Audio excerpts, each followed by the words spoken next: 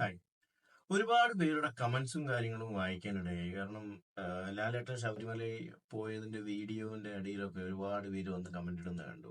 മോഹൻലാലിന് എന്താ ഇത്ര പ്രത്യേകത? ഭഗവാന്റെ മുന്നിൽ എല്ലാവരും ഒരുപോലെയല്ലേ? ഓ പിന്നെ അയാൾക്ക് മാത്രം എന്താ ഇത്ര? ഞങ്ങളൊക്കെ ശബരിമലയ്ക്ക് പോകുന്നതാണ്, ഞങ്ങളൊന്നും വീഡിയോയിൽ കാണിക്കുന്നില്ലല്ലോ, മോഹൻലാൽ എന്താ കൊമ്പുണ്ടോന്ന്? കൊമ്പുണ്ട് മാൻ. ഈ കമന്റ് ഇടുന്നവർ മനസ്സിലാക്കേണ്ട ഒരു കാര്യമുണ്ട്. മോഹൻലാലിന് കൊമ്പുണ്ടോന്ന് ചോദിച്ചാൽ കൊമ്പുണ്ട്. ആ കൊമ്പ് അയാൾ വർഷങ്ങളുടെ പ്രയത്നത്തിലൂടെ ഉണ്ടാക്കിയെടുത്തതാണ്. കാരണം ഞാനോ നിങ്ങളോ ഇപ്പൊ ഈ ഫോണിന്റെ മുന്നിലിരുന്ന് വളവോട് വർത്താനം പറയുന്ന ഞാനോ നിങ്ങളോ പോയി കഴിഞ്ഞാൽ മൈൻഡ് ചെയ്യാൻ ആരുമില്ല. ഇതേ കമന്റ് ഇട്ടവർ തന്നെ നാളെ അവരുടെ മുന്നിലൂടെ മോഹൻലാൽ നടന്നു പോകുമ്പോൾ ഫോണുമായിട്ട് ചെല്ലും ഒരു ഫോട്ടോ എടുക്കാൻ. അത് എന്തുകൊണ്ടാണെന്ന് അറിയോ? അതാണ് അയാളുടെ പവർ. കാരണം ഒരു കലാകാരൻ എന്ന നിലയിൽ അയാൾ ഉണ്ടാക്കിയെടുത്തൊരു സാമ്രാജ്യമുണ്ട്. ഈ ലോകത്ത് മോഹൻലാലിനെ അറിയാത്ത മലയാളികളുണ്ടോ? എനിക്കറിയില്ല, ഉണ്ടാവില്ല. എനിക്കറിയില്ല എന്ന് ഞാൻ പറയണ്ടാവില്ല, ഉണ്ടാവില്ല, ഉറപ്പിച്ചു പറയണ്ടാവില്ല. അങ്ങനെയുള്ള ഒരു വ്യക്തിക്ക് ഒരു VIP പ്രൊട്ടക്ഷൻ കൊടുക്കാതെ പിന്നെ ആർക്കാ കൊടുക്കണ്ടേ? ഈ പറയുന്ന എനിക്കോ നിങ്ങൾക്കാണോ തരണ്ടേ? അയാൾക്ക് സ്വസ്ഥമായിട്ട് മല കയറണമെങ്കിൽ ചുറ്റും പോലീസുകാർ നിർബന്ധം. കാരണം വന്നിരിക്കുന്നത് മോഹൻലാലാണ്. വയനാട്ടിൽ പണ്ട് ഉരുള് പൊട്ടിയപ്പം ഇതേപോലെ തന്നെ ലാലേട്ടൻ പോയി. ആ ഒരു സമയത്ത് ഇതേ പ്രശ്നങ്ങളുണ്ടായിരുന്നു. മോഹൻലാലിന് എന്തിനാ അങ്ങോട്ട് പോകേണ്ട ആവശ്യമല്ലേ? അയാള് എന്തിനാ മറ്റേ ഇത്ര ഷോ കാണിക്കാൻ പോണത്?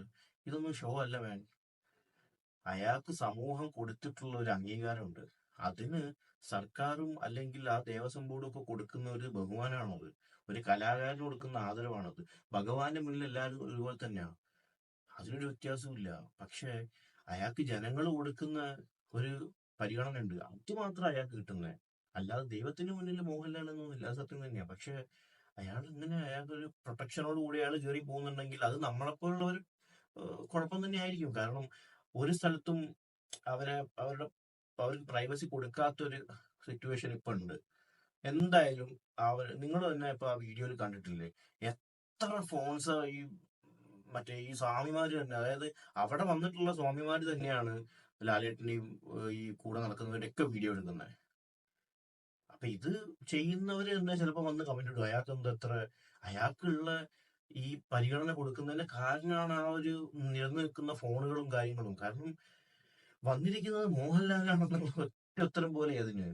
ആ മനുഷ്യനൊരു നോർമൽ ഒരു സാധാരണക്കാരന് കൊടുക്കേണ്ട പരിഗണന കൊടുത്താൽ മതിയാവില്ല. കാരണം അങ്ങനെ കൊടുത്ത അയാൾ അങ്ങ് കയറ്റി വിട്ട് കഴിഞ്ഞാൽ എത്ര പേര് അയാളെ പുതിയും? അയാൾക്ക് മലയിലെത്താൻ പറ്റുമോ? ഒരിക്കലുമില്ല.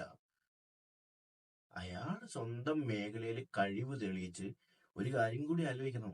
അയാൾ ഇന്ത്യൻ ആർമിയിൽ ഒരു ഓഫീസറും കൂടിയാ.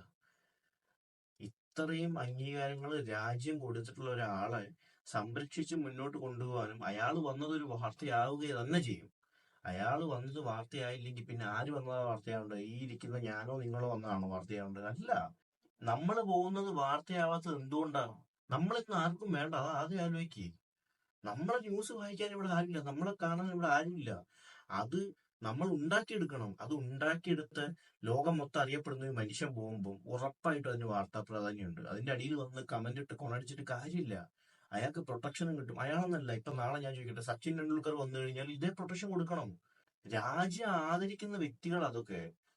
ഇത്രയും വലിയ മഹാമാരി വരുമ്പോൾ നമ്മളത് VIP പരിഗണന കൊടുത്തേ പറ്റൂ. അത് അവര് നേടിയെടുത്തതാണ്. അത് മനസ്സിലാക്കുക ആദ്യം. നമുക്കത് നേടിയെടുക്കാൻ പറ്റാത്തത് നമ്മുടെ കുഴപ്പമാണ്, അല്ലാതെ അവരുടെ കുഴപ്പമല്ല. അതിന് അസൂയപ്പെട്ടിട്ടോ ഫേസ്ബുക്കിലും ഇൻസ്റ്റാഗ്രാമിലും വന്ന് കമന്റ് ഇട്ടോ കാര്യമില്ല. അയാൾക്ക് VIP പരിഗണന തന്നെ കൊടുക്കണം. നാളെ നരേന്ദ്രമോദി വന്നാലും ഈ പറയുന്ന പിണറായി വിജയൻ വന്നാലും സച്ചിൻ ടെണ്ടുൽക്കർ വന്നാലും MS ധോണി വന്നാലും ഒക്കെ കിട്ടാൻ പോകുന്നത് ഇത് തന്നെയാ.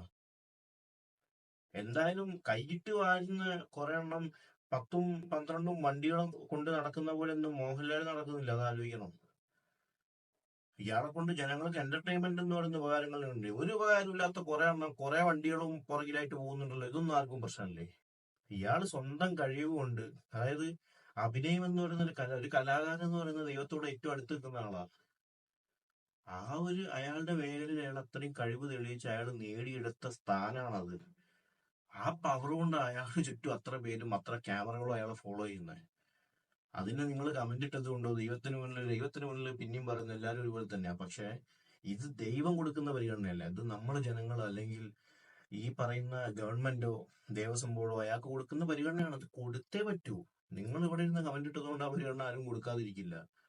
അത് ഇനിയും കിട്ടും. ഇനി വരുന്ന മോഹൻലാലിനെ പോലെ തന്നെ വരുന്ന ഒരുപാട് VIPs ഉണ്ട്. അവർക്കൊക്കെ ഇത് കിട്ടും. കൊടുത്തേ പറ്റൂ. കാരണം അത് എല്ലാ രാജ്യത്തും അങ്ങനെയാണ്. എല്ലാ രാജ്യത്തും അറിയപ്പെടുന്ന വ്യക്തികൾ വരുമ്പം അവർക്ക് പ്രത്യേക പരിഗണനയും പ്രത്യേക സംരക്ഷണവും ഒക്കെ ഉണ്ടാവും. അതൊന്നും അറിയാതെ വിവരമില്ലാത്ത വർത്താനം പറയരുത്.